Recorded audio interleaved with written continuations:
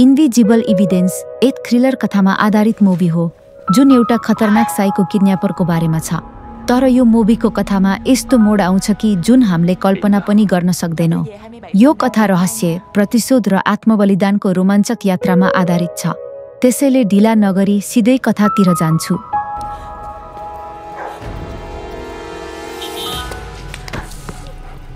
यो मुभीको सुरुवातमै एकजना दृष्टिविहीन केटीलाई देखाउँछ जसको नाम डेजी हुन्छ।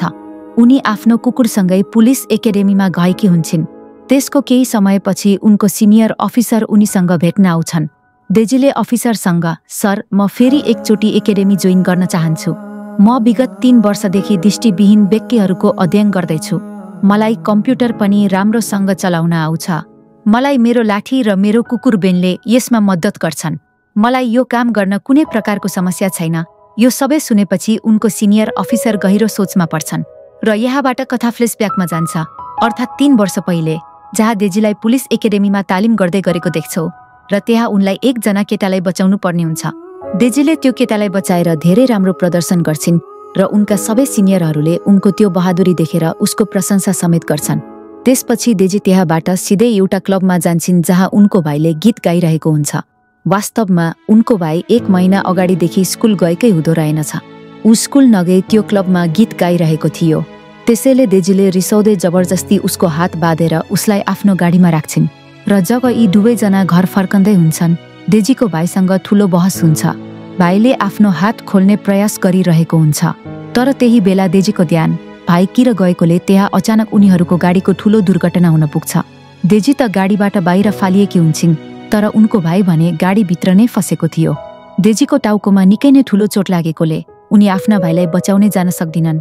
त्यसैले अर्को पलमै एउटा ठुलो विस्फोट हुन्छ र त्यो विस्फोटमा डेजीको आँखा अगाडि नै उसको भाइको आगोमा जलेर मृत्यु हुन पुग्छ। त्यति मात्र नभएर त्यो दुर्घटनाले डेजीको जीवनलाई नै अन्धकार बनाइदिन्छ। उसले आफ्नो आँखा गुमाउन पुग्छिन्, तर उनले हिम्मत भने अझै हारेकी हुँदिनन्। उनले दृष्टिविहीन बारे अध्ययन गर्न थाल्छिन्। उनी आफैलाई बलियो बनाउने सङ्कल्प समेत गर्छिन्। त्यसको केही दिनपछि रेडियोमा एउटा भयानक समाचार आउँछ जहाँ केटीहरूलाई राति आफ्नो घरबाट बाहिर ननिस्किनु भनिएको थियो, किनकि सहरमा केटीहरू एकपछि अर्को गर्दै गायब हुँदै गइरहेका हुन्छन्। 2 हप्ता अघि पनि 19 वर्षकी एउटी किशोरी बेपत्ता भएकी थिए र अझैसम्म उसको केही पत्तै लागेको हुँदैन।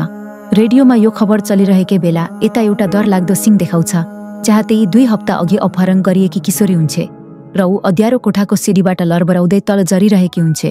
तर त्यही समय जसले ती किशोरीलाई अपहरण गरेको थियो अचानक उसको पछाडि आउँछ र उसको कपाल समातेर एकै झट्कामा उसलाई माथि तान्छ। त्यो किशोरीले छटपटाउँदै बिन्ती गर्छे, तर निर्दयी किलर उसलाई निर्ममतापूर्वक किसार्दै लैजान्छ। त्यसको केही क्षणमै एक भयानक चित्कार सुनिन्छ अनि यसरी त्यो किलरले उसको हत्या गरिदिन्छ। समय बिस्तारै अगाडि बढिरहेको थियो र हेर्दा हेर्दै 3 वर्ष पनि बित्छ। डेजीले भने अझै पनि आफ्नो भाइको मृत्युलाई बिर्सिन सकेकी हुन्नी र त्यसको दोष आफैलाई लगाइरहेको हुन्छन्। त्यसैले उनको आन्टीले उनलाई 3 वर्ष भइसक्यो डेजी, अब यसको बोझ आफ्नो मनमा लिएर नबस। मेरो पनि भिसा लागिसकेको छ, त्यसैले म विदेश जाँदैछु। अब तिमीले आफ्नो ख्याल आफै राख्नुपर्छ भन्दै सुनाउँदा डेजीले हल्का मुस्कुराउँदै, आन्टी, म आफ्नो ख्याल आफै राख्न सक्छु, तपाईँ मेरो चिन्ता नै नगर्नुहोस् भन्दै बाहिर निस्किन्छन्। रात अलि अँध्यारो भइसकेको थियो। डेजी पनि बस स्टपमा उभिएर आफ्नो ट्याक्सीलाई पर्खिरहेकी हुन्छन्। केही समयपछि उनको अगाडि एउटा ट्याक्सी रोकिन्छ र उनी पनि केही ट्याक्सी चढेर जान्छन्। ट्याक्सीमा केही क्षणको मौनतापछि डेजीले ड्राइभरलाई, सायद तपाईँको योभन्दा अघिल्लो पेसेन्जर कुनै अस्पतालमा काम गर्छ जस्तो छ, किनकि तपाईँको गाडीबाट पुरै अस्पतालको गन्ध आएको छ भन्दै सुनाउँछिन्। ड्राइभरले पनि हल्का हाँस्दै, होइन होइन, मैले गाडी केही दिन अघि सर्भिस सेन्टरमा दिएको थिएँ, हुनसक्छ यो ब्लिचको गन्ध हो। त्यति भन्नसाथ ड्राइभरको अनुहार गम्भीर हुन्छ। त्यसको केही क्षणपछि नै ड्राइभरलाई डेजीले देख्न सक्दिन भन्ने थाहा भइहाल्छ। त्यसैले उसले डेजीलाई पानीको बोतल दिँदै, लिनुस्, पानी पिउनुस् भन्दा डेजीले त्यो बोतलबाट पानी पिउँदिन। त्यसपछि ड्राइभरले, ल्याउनुस् न त, म बोतलको ढक्कन खोलिदिन्छु नि त भन्दा डेजीले उसलाई पर्दैन, म पानी नपिउने भन्छन्। तर ड्राइभरले भने जबरजस्ती बोतलको ढक्कन खोलिदिन थाल्छ। त्यसैले यसै क्रममा उसको गाडीको अगाडि कुनै व्यक्ति आउँछ र ड्राइभरले त्यो व्यक्तिलाई आफ्नो गाडीले नै उडाइदिन्छ। त्यसपछि ड्राइभर हतारमा गाडीबाट बाहिर निस्किन्छ र त्यो व्यक्तिलाई गाडीको डिक्कीमा राख्छ। डेजी पनि गाडीबाट बाहिर निस्कन्छन् र ड्राइभरलाई, के भयो, त्यो मान्छे जिउँदो त छ नि भनेर सोध्दा ड्राइभरले मान्छे होइन रहेछ कुकुर हो भन्दै सुनाउँछ। डेजीले त्यसपछि बुझिहाल्छिन् कि ड्राइभर झुठो बोल्दैछ भनेर। त्यसैले उनले तुरुन्तै आफ्नो मोबाइल निकालेर प्रहरीलाई फोन गर्न थाल्छिन्। तर ड्राइभरले उनलाई यहाँ जबरजस्ती उनको हातबाट फोन थुतेर धम्काउँदै तिमी खुरुक्क गाडीमा गएर बस्छ भन्दा डेजी पनि आक्टिएर चिच्याउँदै वरिपरि मद्दत माग्न थाल्छिन्, जसले गर्दा ड्राइभर आक्टिएर डेजीलाई धकेल्छ र तुरुन्तै गाडी लिएर त्यहाँबाट भागिहाल्छ। डेजी तुरुन्तै प्रहरी चौकी जान्छिन्, जहाँ उनले एकजना महिला इन्सपेक्टर ओलिभियालाई चिन्छिन्, किनभने डेजी र उनको पहिले नै ट्रेनिङको सिलसिलामा प्रहरी एकाडेमीमा चिन्जान भएको थियो। डेजी आँखा नदेख्ने भइसके पनि उनको अरू अन्य इन्द्रियहरू भने सक्रिय थिए। त्यसपछि डेजी यहाँ ओलिभियालाई सबै कुरा बताउँछिन् कि कस्तो तरिकाले एक्सिडेन्ट भयो। त्यसपछि उनीसँग ड्राइभरले कसरी झुट बोल्यो र उसले गरेको व्यवहार पनि शङ्कास्पद थियो भन्दै ओलिभिया त्यसपछि हामी यस बारेमा अनुसन्धान गर्नेछौँ भन्दै सुनाउँछे। अनि डेजी आफ्नो घरतर्फ लाग्छिन्। तर यता अर्कोतिर भने केही मान्छे होसमा आउँछ, जसलाई ड्राइभरले आफ्नो गाडीको डिक्कीमा हालेर लगेको थियो। तर त्यो व्यक्ति उसले चाहेको जस्तै केटी नै पो हुँदिरहेछ। होसमा आएको देखेर त्यो किडन्यापरले तुरुन्तै फेरि उसलाई इन्जेक्सन दिएर बेहोस गरिदिन्छ। त्यसपछि त्यो किडन्यापरले त्यो निर्दोष युवतीमाथि बलात्कार गर्छ। त्यो घृणित कार्यपछि उसले डेजीको डायरी उठाउँछ, जुन गल्तीले गाडीमै छुटेको थियो। उसले त्यसबाट डेजीको फोन नम्बर र उनको ठेगाना निकाल्छ र यसरी डायरीबाट सबै जानकारी लिएपछि उसले त्यसलाई जलाइदिन्छ पनि। यसरी अब अर्को दिन इन्सपेक्टर ओलिभिया आफ्ना जुनियर अफिसरसँग डेजीको घर पुग्छिन्। त्यहाँ उनले गम्भीर स्वरमा डेजीलाई तिमीले ठिकै भनेकी थियो, ड्राइभरले झुटो बोलेको रहेछ, हामीले घटनास्थलमा कुनै कुकुरको लास फेला पारेनौँ भन्दै सुनाउँदा डेजीले यदि कुकुरलाई नै गाडीले ठोकेको भए त्यो त गाडीको तल पर्ने थियो, न कि गाडीको अगाडिको सिसामा ठोक्किने भन्दै सुनाउँछे। अनि ओलिभियाले के तिमीले त्यो ड्राइभरको बारेमा अरू केही कुराहरू बताउन सक्छौ भनेर सोद्धा डेजीले केही क्षण सोचेर अनि भन्छे उसको उचाइ करिब 5 फिट 9 इन्चदेखि 10 इन्चको बीचमा थियो। उसको त्यो कुरा सुनेर त ओलिभिया र उनको जुनियर प्रहरी अफिसर अचम्मित हुन्छन्, किनकि डेजीले केही देख्न सक्दिन थिए। त्यही मी कसरी थाहा पाए भनेर। त्यसैले डेजीले आफ्नो कुरा प्रमाणित गर्नको लागि ओलिभियासँग तिम्रो जुनियर अफिसरको उचाइ 5 फुट 8 इन्चदेखि 9 इन्चको बीचमा छ, उनको तौल करिब 70 किलो जति छ र उनको उमेर 24 वर्ष जति हुनुपर्छ भन्दै सुनाउँदा त यहाँ ती दुवै अफिसर आश्चर्यचकित हुँदै एकअर्कालाई हेर्छन्, किनकि डेजीको अनुमान एकदम सही थियो। डेजीले अझै थप्दै भन्छे कि कसैको उचाइ उसको आवाजको कम्पनबाट थाहा हुन सक्छ, अनि तौल त उसको पाइलाको चालबाटै नै अनुभव गर्न सकिन्छ। त्यसैले यसमा केही आश्चर्य नै मान्नु पर्दैन भन्दै सुनाउँछे। अनि डेजीले ओलिभियासँग त्यो मान्छे लेफ्ट ह्यान्डेड पनि थियो, किनभने उसले दायाँ हातमा घडी लगाएको थियो। सामान्यतः मानिसहरू त्यही हातमा घडी लगाउँछन् जुन हातलाई उनीहरूले कम प्रयोग गर्ने गर्छन्। अनि मैले डिक्की भित्रबाट एउटा युवतीको रुने आवाज सुनेको जस्तो पनि लागेको थियो भन्छे। त्यही समयमा यता अर्को एउटा केटालाई देखाइन्छ जसको नाम भने हेनरी हुन्छ। उसलाई त्यही समय उसको घरबेटीको कल आउँछ र ती घरबेटीले उसलाई कडा स्वरमा यदि तिमीले आजै कोठाको भाडा तिरेनौ भने तिम्रो सबै सामान म सडकमा फाल्दिन्छु भन्दै सुनाउँछिन्। त्यो सुनेर हेनरीले पनि झर्केर फोन काट्दिन्छ।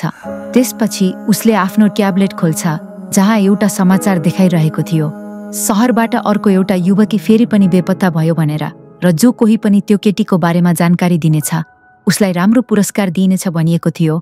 त्यसैले पुरस्कारको लोभमा हेनरी तुरुन्तै प्रहरी चौकी पुग्छ, जहाँ डेजी र ओलिभिया थिए।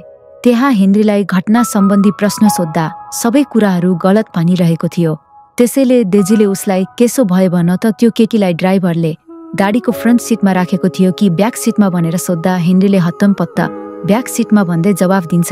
त्यसपछि डेजीले तिमी झुट बोल्दैछौ, उसले त्यो युवतीलाई गाडीको डिक्कीमा राखेको थियो भनेर सुनाउँदा हेनरीको यहाँ चोरी पक्रिन्छ र त्यसैले ऊ आफ्नो गल्ती लुकाउन त्यहाँबाट भागिहाल्छ। तर प्रहरी चौकीको बाहिर भने त्यही ड्राइभरको गाडी पार्क गरिएको हुन्छ, जसले हेनरीलाई भाग्दै गरेको हेरिरहेको थियो। भित्र इन्सपेक्टर ओलिभियाले डेजीलाई यदि हामीले तिमीलाई त्यो ड्राइभरको आवाज सुनायो भने के तिमीले उसको आवाज चिन्न सक्छौ त भनेर सोध्छिन्। डेजीले त्यसपछि आत्मविश्वासका साथ म पक्कै पनि चिन्न सक्छु भन्दै सुनाउँछिन्। अनि यसरी त्यसपछि भने अर्को दिन नै ओलिभिया सहरभरि रहेको ड्राइभरहरूको आवाज रेकर्ड गर्न थाल्छिन्। त्यसै क्रममा यता भने एउटा क्लब बाहिर एकजना युवतीलाई देखाउँछ जसले मोबाइलबाट क्याब बोलाएकी हुन्छे।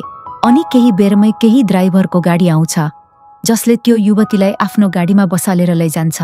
केही समयपछि हामी फेरि त्यही गाडीलाई देख्छौँ जहाँ त्यो ड्राइभरको छेउमै केही युवती बसेकी हुन्छे।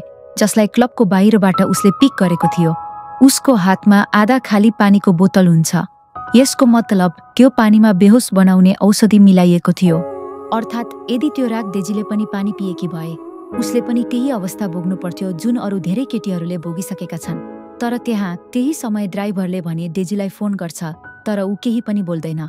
अर्को दिन डेजीलाई फेरि प्रहरी चौकी बोलाएको हुन्छ र त्यहाँ ओलिभियाले डेजीलाई ती सबै ड्राइभरहरूको आवाज सुनाउँछ जसलाई उसले रेकर्ड गरेकी थिए। तर ती आवाजहरूमध्ये त्यो सिरियल किलर ड्राइभरको आवाज भने कतै पनि हुँदैन। त्यही बेला यता अर्कोतर्फ भने हेनरीलाई देखाउँछ जो स्केटिङ गर्दै थियो। तर त्यहाँ नजिकैको बेन्चमा भने एकजना मानिस बसिरहेको हुन्छ जसले हेनरीलाई शङ्कास्पद तरिकाले एकहोरो हेरिरहेको थियो। त्यसैले हेनरीलाई त्यो व्यक्तिमाथि शङ्का लागेकोले ऊ त्यसपछि तुरुन्तै त्यहाँबाट एक्कासी भाग्न थाल्छ। तर त्यो व्यक्ति पनि हेनरी दौडेको देखेर उसको पछि भाग्न सुरु गर्छ। केही बेरपछि हेनरी एउटा सेफ ठाउँमा गएर त लुक्छ, तर त्यो किडन्यापर भने अझै पनि ऊ लुकेको वरिपरि नै उभिएर उसलाई नै खोजिरहेको हुन्छ।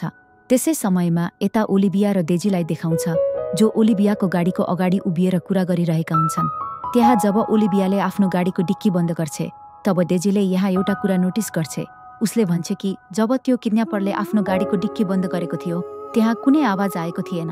यसको मतलब डिक्कीमा कुनै न कुनै बटन हुनुपर्छ जुन केवल अटोमेटिक गाडीहरूमा मात्र हुन्छ भनेर सुनाउँदा यहाँ ती दुवैले बुझ्छन् कि त्यो अपराधी कुनै ट्याक्सी ड्राइभर होइन भनेर।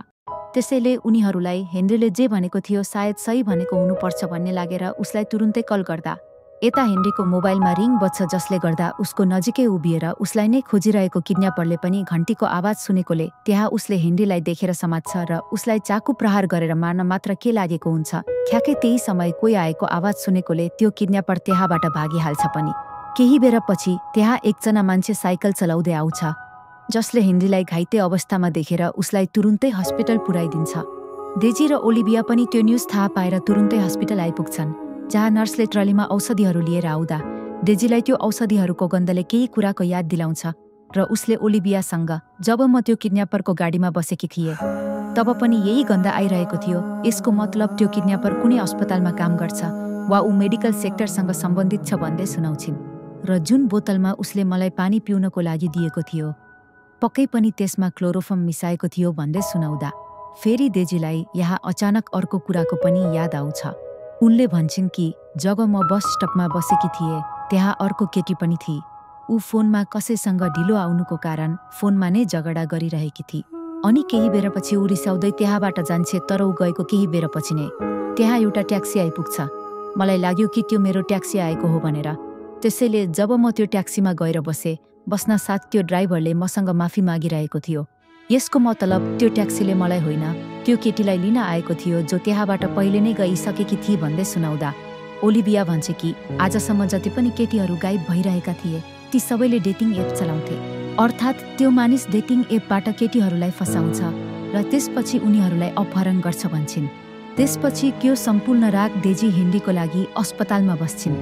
वास्तवमा उसलाई हेनरी आफ्नै सानो भाइ झै लाग्छ जो दुर्घटनामा परेर बितेको थियो। डेजी अझै पनि आफूलाई नै त्यो घटनाको दोषी सम्झिरहेकी हुन्छन्। अनि यसरी अब अर्को दिन बिहानै जब डेजी घर फर्कन्छन् उनले देख्छिन् कि उनको कुकुर घरभित्र जानै हिचकिचाइरहेको छ भनेर। त्यसपछि यहाँ डेजी तुरुन्तै बुझिहाल्छिन् कि केही न केही त गडबड छ भन्ने कुरा। त्यही जब उनी घरभित्र पस्छिन् उनको फोनको घन्टी बजिहाल्छ र उनले फोन उठाउँदा उताबाट त्यही अपहरणकारी ड्राइभर बोल्छ जसले तिम्रो घर त साह्रै राम्रो रहेछ भन्दै सुनाउँदा डेजीको शरीर चिसो हुन्छ। वास्तवमा हिजो राति त्यो मान्छे डेजीको घर आएको थियो र त्यहाँ उसले सीसीटीभी क्यामेरा समेत जडान गरेको हुन्छ। त्यसपछि त्यो व्यक्तिले फोनमा डेजीलाई मलाई थाहा छ तिमीले हेनरीमा आफ्नो भाइ देख्छौ, तर तिमी जति नै कोसिस गरे पनि उसलाई बचाउन भने सक्दिनौ भन्दै सुनाउँदा डेजी तुरुन्तै घरबाट निस्केर हस्पिटल पुग्छे। जहाँ पुग्दा हेनरी आफ्ना साथीहरूसँग हस्पिटलबाट बाहिर निस्कदै हुन्छ। त्यसैले डेजीले हेनरीलाई रोकेर त्यो व्यक्तिले तिमीलाई मार्न चाहन्छ भनेर सुनाउँदा हेनरीले उसको कुरै मान्दैन र त्यहाँबाट जान्छ। त्यसपछि डेजी बस चढेर आफ्नो घरतिर लाग्छिन् जुन समयमा हेनरी पनि त्यही नै हुन्छ। तर त्यति नै बेला हेनरीले एकजना क्याप लगाएको व्यक्ति पनि त्यही गाडीमा चढेको देख्छ जो वास्तवमा त्यही किडन्यापर हुन्छ।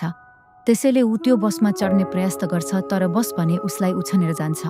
त्यसपछि ऊ तुरुन्तै डेजीलाई फोन गरेर सबै कुरा बताउँदा डेजी यहाँ अलि आत्तिएकी जस्तै हुन्छ। त्यसैले हेनरीले म भिडियो कल गर्छु, बिस्तारै तिमीले बसको वरिपरि देखाऊ है, त्यो किडन्यापर कहाँ छ म हेर्छु भनेर सुनाउँदा डेजीले पनि त्यस्तै नै गर्छिन्। हेनरीले त्यसपछि भिडियो हेरेर ऊ तिम्रो दायाँपट्टि बसेको छ, तर चिन्ता नगर, ऊ बसभित्र तिमीलाई केही गर्न सक्दैन, किनभने बसमा अरू पनि मानिसहरू छन्, त्यसैले तिमी अर्को बस स्टपमा उर्लिहाल्नु भनेर बताउँदा डेजीले पनि त्यस्तै नै गर्न खोज्छे, तर त्यो किडन्यापरले उनलाई पछाडिबाट चाकु देखाउँदै बसबाट नओर्लिन भन्छ, किनभने त्यहाँ धेरै मानिसहरू उभिएका थिए। बस अब सुनसान स्थानमा पुग्दा मात्र किडन्यापरले डेजीलाई गाडीबाट बाहिर निस्किन भन्छ र उनी पनि उसले भने अनुसार नै गरिरहेकी हुन्छन्। तर डेजी भने अझै पनि हेनरीसँग फोनमा कुरा गरिरहेकी थिइन्।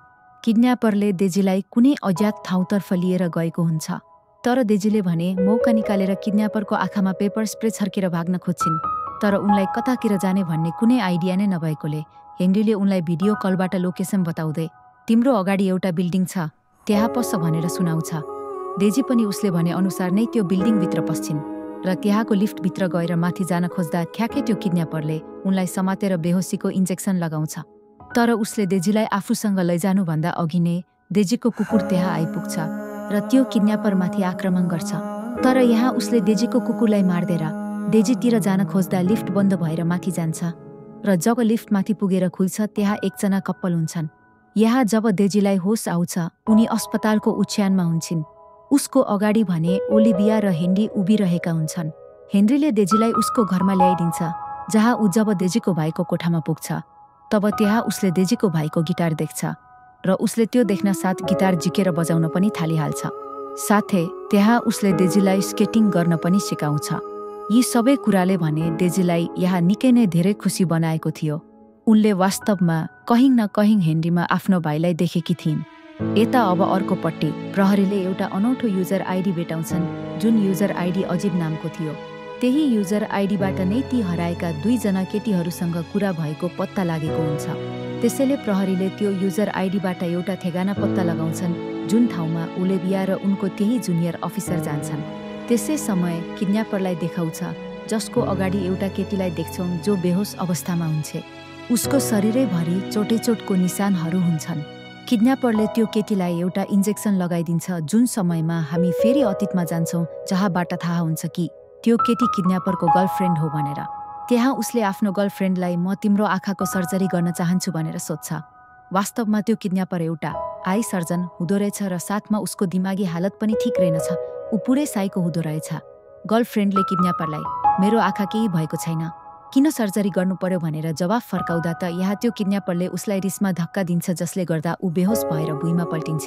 त्यसपछि नै त्यो किडन्यापरले कयौं केटीहरूलाई अपहरण गर्न थाल्छ। अनि अब मुभी प्रेजेन्ट समयमा आउँछ, जहाँ ओलिभिया र उनको जुनियर अफिसर किडन्यापरको घर अगाडि आइपुग्छन् र त्यो घरभित्र किडन्यापर पनि हुन्छ।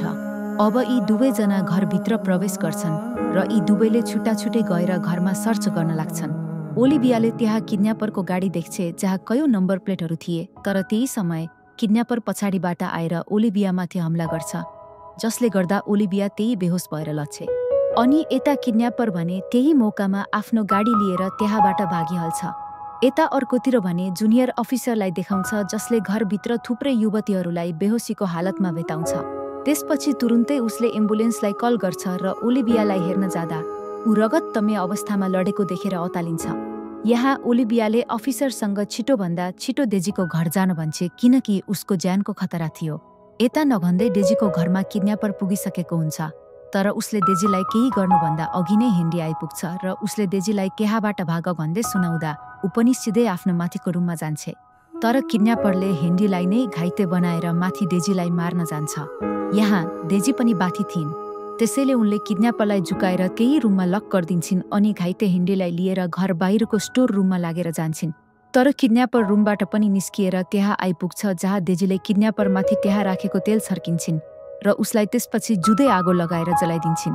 किडन्यापर भने आफ्नो ज्यान बचाउन बाहिर निस्किन्छ, किनकि बाहिर पानी परिरहेको थियो। त्यसपछि यता डेजीले हेनरीलाई लिएर फेरि घरभित्र जान थाल्छे, तर त्यो किडन्यापर भने फेरि पछाडिबाट आएर डेजीलाई समात्छ र उसको बलात्कार गर्न खोज्छ। त्यही समय हेनरी उठेर डेजीलाई बाहिर लिएर जान लाग्दा किडन्यापरले हेनरीको घाँटी अठाएर मार्न खोज्छ। यहाँ हेनरीले डेजीलाई मद्दत त माग्छ, तर डेजीलाई के गर्ने भनेर थाहा नै हुँदैन। त्यही समय उनलाई त्यो दिनको याद आउँछ जुन दिन उनले आफ्नो भाइलाई बचाउन सकेकी हुनिन्। तर यसपालि भने उनले आफ्नो भाइलाई सम्झिँदै वरिपरि छामछुम गरेर हेनरीको केही स्केटबोर्ड बेताउँछिन् र किडन्यापरलाई आफूतिर चिच्याउँदै बोलाउँछिन्। किडन्यापर पनि डेजी भएतिर उनलाई मार्न जान्छ, तर यहाँ डेजीले किडन्यापर हिरेको आवाजतिर केन्द्रित भएर उसको टाउको त्यही स्केटबोर्डले यसरी हिर्काउँछिन् कि त्यो किडन्यापरको त्यही मृत्यु हुन पुग्छ। त्यसपछि डेजी हेनरीतिर जान्छिन् जहाँ उनलाई लाग्छ कि आज उनले आफ्नो भाइलाई बचाइन् भनेर। त्यसैले उनी बल्ल यहाँ आफ्नो भाइको गिल्टदेखि मुक्ति हुन्छन्, जुन गिल्ट उनले 3 वर्षदेखि आफ्नो मनमा लिएर हिँडेकी थिइन्। र यहाँ त्यही भएर उनी फेरि एकाडेमी जोइन गर्नको लागि पुलिस एकाडेमी आएकी थिइन्। र यो सिन त्यही हो जुन हामीले मुभीको फर्स्टमै देखेका थियौँ। अनि यसरी नै मुभी यही समाप्त हुन्छ।